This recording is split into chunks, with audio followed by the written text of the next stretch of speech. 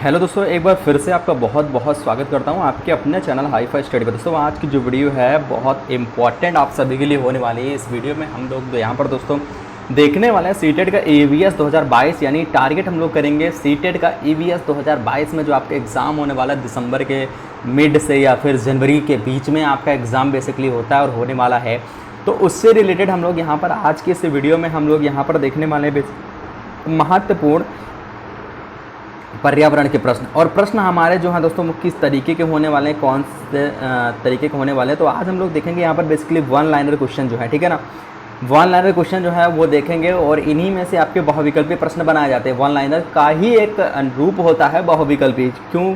क्योंकि दोस्तों one liner question उसमें भी होता है बट उसमें आपको 4 ऑप्शन रख दिए जाते हैं। जैसे पहला क्वेश्चन, चलिए पहले क्वेश्चन की ओर चलते हैं और पहला क्वेश्चन यहाँ पर देखते हैं मेरे दोस्तों। पहला क्वेश्चन क्या दिया गया है कि जल में जीवों को जीवित रहने के लिए बीओडी कितना होना चाहिए, है ना। बीओडी कितना होना चाहिए, तो दोस्तों आपको पता है यहाँ पर उत्तर में आपके लिए लिख देगा कि भैया कितना होना चाहिए। अगर आपको पता है 4%, 5%, 6%, 8% लिख देगा, ठीक है। तो अगर आपको पता होगा यहाँ पर कि हाँ अगर 4% आप लोगों ने याद कर रखा होगा, पढ़ा होगा, तो आपको कंफर्म हो जाएगा। वरना 5% ऑप्शन में भी होगा, 6% भी होगा, 7% भी होगा, 8% भी होगा, ठीक है। तो इसमें से अगर आपको पता होगा 4% तभी आप कर पाओगे। अब यहाँ पर बेसिकली आप लोग में से काफ़ी सारे लोगों के दिमाग में एक डाउट होगा कि आखिर बीओडी है क्या, है ना।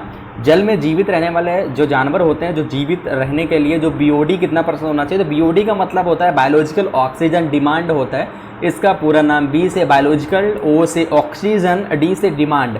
बीओडी का पूरा नाम क्या होता है? बायोलॉजिकल ऑक्सीजन डिमांड होता है इसका पूरा नाम, ठीक है। कोई भी दिक्कत होगी तो आप लोग कमेंट सेक्शन में ज़रूर पूछ लिया करें।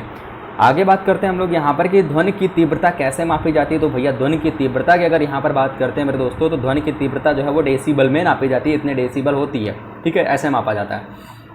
नेक्स्ट क्वेश्चन हमारा हो जाएगा यहाँ पर कि इटाई रोग किसके कारण होता है। तो इटाई रोग जो होता है वो बेसिकली कैडियम के कारण होता है। किसके कारण होता है भैया? कैडियम के कारण होता है। अगला हो जाएगा यहाँ पर हमारा धान के खेतों में कौन सी गैस उत्सर्जित होती है। तो धान के खेतों में बेसिकली पानी भरा होता है और उससे पहले की जो फसल होती है, धान के पहले जो फसल बुआई हुई थी, उसके काफ़ी सारे अवशेष वहाँ पर रहते हैं जो सड़ते हैं, क्योंकि पानी ज़्यादा रहता है तो इस वजह से सड़ते हैं। और जहाँ पर पानी की मात्रा अधिक होती है वहाँ पर मीथेन गैस जो है वो उत्सर्जित होती है बेसिकली, ठीक है, मीथेन गैस उत्सर्जित होती है। प्रोजेक्ट एलिफेंट कब शुरू हुआ था? तो प्रोजेक्ट एलिफेंट जो है दोस्तों वो 1992 में शुरू किया गया, ठीक है। अगला हो जाएगा यहाँ पर कि भूतापीय ऊर्जा किस प्रकार की ऊर्जा है, और नवीकरणीय या फिर अनवीकरणीय, ठीक है। ये ऑप्शन में भी आपको दे देगा, तो नवीकरणीय ऊर्जा है। कौन सी ऊर्जा है? नवीकरणीय ऊर्जा है। अगला हमारा यहाँ पर क्वेश्चन हो जाएगा कि भारत में कुल कितना वन क्षेत्र है। तो भारत में कुल कितना वन क्षेत्र है? 24.16% जो है वो वन क्षेत्र है। बाकी बात करते हैं हम लोग यहाँ पर कि भारत में सर्वाधिक सघन वाला राज्य जो है वो कौन सा? तो अरुणाचल प्रदेश, जिसे हम एपी शॉर्ट फॉर्म में कहते हैं। नंबर प्लेट ऑफ यहाँ पर एपी, यानी एपी लिखा होता है। एपी तो आंध्र प्रदेश का होता है, फिलहाल के लिए अरुणाचल प्रदेश, ठीक है।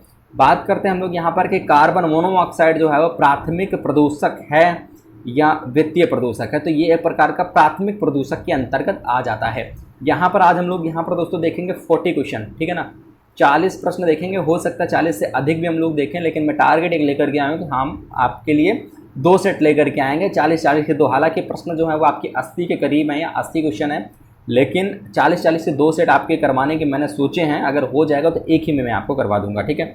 नेक्स्ट बात आती है यहाँ पर दोस्तों, प्रोजेक्ट टाइगर कब शुरू किया। तो प्रोजेक्ट टाइगर आपको पता है 1973 में जैव मंडल के लिए आरक्षित क्षेत्र यानी शीत रेगिस्तान कहाँ स्थित है। तो ये शीत रेगिस्तान जो है वो हिमाचल प्रदेश में स्थित है, एचपी में स्थित है, ठीक है।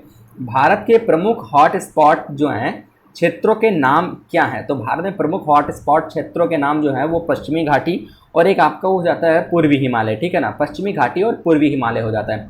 अगला हो जाएगा मैं यहाँ पर कि 24D यानी 24D, इसे अगर शॉर्ट फॉर्म में लिखेंगे तो 24D। जो भी छात्र या स्टूडेंट जो हैं, जो अपना गांव एरिया से हैं, जिनको थोड़ा सा खेती के बारे में पता है, तो उनको पता होगा भैया 24D क्या होता है। एक खरपतवार नाशी होता है। ये मत सोच लीजिएगा भैया 3D मूवी आती थी, 4D मूवी, 10D मूवी, उसके बाद 24D मूवी, है ना, ये चीज़ नहीं है। 24D एक खरपतवार नाशी होता है, यानी कि जिससे हम गांव में इसको मतलब अगर हम बात करते हैं यहाँ पर 2,4-D वगैरह जो है वो धान वगैरह में डाली जाती है, जो खर को मारने के लिए, यानी खरपतवार नाशी होती है। ठीक है, बाकी एक आध राउंडअप वगैरह भी आता है जो मतलब वो हर एक खर को मार देता है। ठीक है, आगे बात करते हैं हम लोग यहाँ पर कि जो ह्यूमेलिन है, ये ह्यूमेलिन होता क्या है, ये मानव जनित प्रदूषक होता है। ठीक है, मानव जनित प्रदूषण होता है। उसके बाद स्पेस डिब्री से आप क्या समझते हैं, तो अंतरिक्ष में कूड़ा करकट जो है वो स्पेस डिब्री होता है, जो अंतरिक्ष में कूड़ा करकट इकट्ठा होता है, जो स्पेस होती हैं हमारे, स्पेस पे जाते हैं काफ़ी दिनों तक जो रहते हैं, तो उनका जो कूड़ा इकट्ठा होता है वो एक स्पेस डिब्री होता है, जिसको अगर हम छोड़ते हैं, जला करके नष्ट करते हैं उसमें अंतरिक्ष में, तो वही हमें कभी कभी दिखाई देता है। तारे, ये सोचते हैं ना कि जो है तारा टूटा हुआ है जल करके इधर से उधर जा रहा है, तो वो बेसिकली यही होता है। ओके, आगे बात करते हैं हम लोग यहाँ पर कि कृत्रिम वर्षा कराने में कौन कौन से तत्व शामिल है, तो एजी और आई जो है ये शामिल हैं। अम्ल वर्षा कराने में कौन कौन से तत्व शामिल, तो Na और S के डाई और ट्राई ऑक्साइड। ठीक है, आगे बात करते हैं हम लोग यहाँ पर कि अम्ल वर्षा किस प्रकार का प्रदूषण है, तो अम्ल वर्षा जो है एक प्रकार का वायु प्रदूषण है, क्योंकि वायु को दूषित करता है। अगला हो जाएगा हमारा यहाँ पर कि इकोसिस्टम तथा इकोलॉजी शब्द किसने दिया है, तो इकोसिस्टम तथा इकोलॉजी शब्द जो है वो ओस्लो ने दिया है। किसने दिया भैया, ओस्लो ने दिया है। अगला हो जाएगा हमारा यहाँ पर ओजोन दिवस जो है वो कब मनाया जाता है। ठीक है ना, तो ओजोन दिवस के बारे में तो आपको पता ही है, तो इसके बारे में तो आपको पता ही है कि भैया जो मनाया जाता है वो आपको 16 सितंबर को मनाया जाता है। ठीक है ना, अगला हमारा जो क्वेश्चन हो जाएगा वो क्वेश्चन हमारा क्या हो जाएगा कि जैव विविधता दिवस कब मनाया जाता है। ठीक है, तो बेसिकली अगर हम जैव विविधता दिवस के बारे में अगर हम बात करते हैं तो आपको पता है 22 मई को जो है वो मनाया जाता है जैव विविधता दिवस। ठीक है ना, क्लियर। आगे बात करते हैं हम लोग यहाँ पर 22 नंबर क्वेश्चन की विश्व जल दिवस कब मनाया जाता है, तो 22 मार्च। बाकी पर्यावरण दिवस जो 5 जून, विश्व खाद्य दिवस जो मनाया जाता है वो 16 अक्टूबर। ये सभी क्वेश्चन आपके लिए बेहद इंपॉर्टेंट है ना, ये सभी क्वेश्चन आपके जो हैं बेहद इंपॉर्टेंट हैं। आगे बात करते हैं हम लोग यहाँ पर कि भारत सरकार ने किस जीव को राष्ट्रीय जलीय जीव घोषित किया है, तो राष्ट्रीय जलीय जीव जो है वो डॉल्फिन को घोषित किया है। कौन सी गैस रखते हीमोग्लोबिन के परिवहन को बाधित करती है। ठीक है, तो वो हो जाएगा CO। अगला हमारा हो जाएगा UNEP का मुख्यालय कहाँ स्थित है। ठीक है, तो अगर हम यहाँ पर बात करते हैं UNEP का मुख्यालय कहाँ स्थित है, तो नैरोबी में स्थित है। अब बात आती है दोस्तों यहाँ पर जो UNEP जो है इसका फुल फॉर्म क्या होता है, तो यूनाइटेड नेशंस एनवायरनमेंट प्रोग्राम होता है इसका पूरा नाम। ठीक है ना दोस्तों, क्या होता है, UNEP का फुल फॉर्म होता है यूनाइटेड नेशन एनवायरनमेंट प्रोग्राम होता है इसका पूरा नाम। ठीक है, और ये जो UNEP है, अब इसकी बात आती है यहाँ पर कि ये कहाँ पर स्थित है, तो नैरोबी में स्थित है। ठीक है, अगला हमारा हो जाएगा यहाँ पर कि ब्लू बेबी सिंड्रोम जो है वो जल में किस तत्व की अधिकता के कारण होती है, तो नाइट्रोजन की अधिकता के कारण होती है। मौसम संबंधी घटनाएं, बादलों का बनना, वर्षा, बिजली चमकना, हवाओं का चलना किस मंडल में होता है, तो भैया वो हो जाएगा हमारा क्षोभ मंडल। ठीक है, क्षोभ मंडल में हो जाएगा। नेक्स्ट हो जाएगा हमारा कि रेडियो तरंगों का उत्सर्जित होना किस मंडल से संबंधित है, तो वो किस मंडल से संबंधित है भैया, आयन मंडल से संबंधित है। किस मंडल से, आयन मंडल से। अगला हो जाएगा 31 नंबर क्वेश्चन यहाँ पर कि पेयजल का सबसे बड़ा स्रोत कौन सा है, तो पेयजल का सबसे बड़ा जो स्रोत है वो ग्लेशियर होता है, ग्लेशियर। ठीक है, अगला हो जाएगा हमारा यहाँ पर कि जल भूमि संरक्षण के लिए रामसर समझौता कब और कहाँ हुआ था, तो 1971 में हुआ था। कहाँ हुआ था, वो ईरान में हुआ था। अगला हो जाएगा फूलों की घाटी कहाँ पर स्थित, तो भैया चमोली में, उत्तराखंड में। ठीक है, ये तो आपका काफ़ी बार प्रश्न पूछा जाता है और काफ़ी एग्जाम में पूछा जाता है ये क्वेश्चन। अगला हो जाएगा वन विकास विषय है राज्य या केंद्र या समवर्ती सूची का, तो किसका है भैया, समवर्ती सूची का। उत्परिवर्तन जो है उसके जनक कौन माने जाते हैं, तो डार्विन जो है उत्परिवर्तन के जनक माने जाते हैं। जैव मरुस्थल किस नदी को कहा जाता है या कहा गया है, तो दामोदर नदी को जैविक मरुस्थल कहा जाता है। नेक्स्ट क्वेश्चन आपका यहाँ पर हो जाएगा कि ईंधन की शुद्धता की जांच के लिए किस संख्या का प्रयोग करते हैं, तो ईंधन की शुद्धता की जांच के लिए किस संख्या का प्रयोग करते हैं, तो ऑक्टेन संख्या का प्रयोग करते हैं। वन्य जीव संरक्षण अधिनियम कब बनाया गया, तो वन्य जीव संरक्षण अधिनियम जो था वो 1972 में बनाया गया।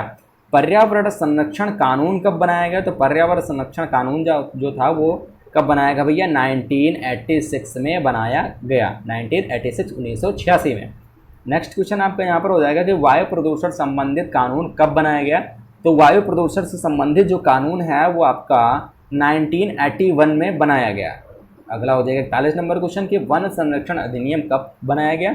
तो वन संरक्षण अधिनियम जो था वो 1980 में बनाया गया। ओजोन परत की मोटाई किस यूनिट द्वारा मापी जाती है। तो डाप्सन यूनिट द्वारा मापी जाती है। किस यूनिट द्वारा भैया, डाप्सन यूनिट द्वारा जो है वो मापी जाती है। अगला आपका यहाँ पर हो जाएगा कि कलिंग जो पुरस्कार होता है वो किस क्षेत्र में दिया जाता है। तो वो पर्यावरण क्षेत्र में दिया जाता है, क्योंकि आपका पर्यावरण इन्वायरमेंट से रिलेटेड यहाँ पर सब्जेक्ट है। आपके क्वेश्चन जितने भी होंगे वो सारे के सारे आपके इन्वायरमेंट से रिलेटेड ही होंगे, इन्वायरमेंट से ही होंगे, इन्वायरमेंट से ही मिलते जुलते हुए होंगे। ठीक है, अगला हो जाएगा हमारा यहाँ पर ज्वारीय ऊर्जा के लिए सर्वोत्तम राज्य कौन सा है। तो वो हो जाएगा गुजरात। उसके बाद पवन ऊर्जा तथा सौर ऊर्जा के लिए सर्वोत्तम राज्य कौन सा है। वो राजस्थान है। ठीक है, पवन ऊर्जा के लिए क्यों है, क्योंकि वहाँ पर ज़्यादातर बड़े बड़े पेड़ पौधे हैं नहीं है, सारी की सारी हवा जो है वो पवन पर लगती है, पवन ऊर्जा या सौर ऊर्जा पर होती है, धूप भी सौर ऊर्जा पर होती है। ओके, भारतीय वन प्रबंधन संस्थान जिसे हम क्या कहते हैं, IIFM कहते हैं। क्या कहते हैं भैया, IIFM। अब अगर बात आती है IIFM का फुल फॉर्म,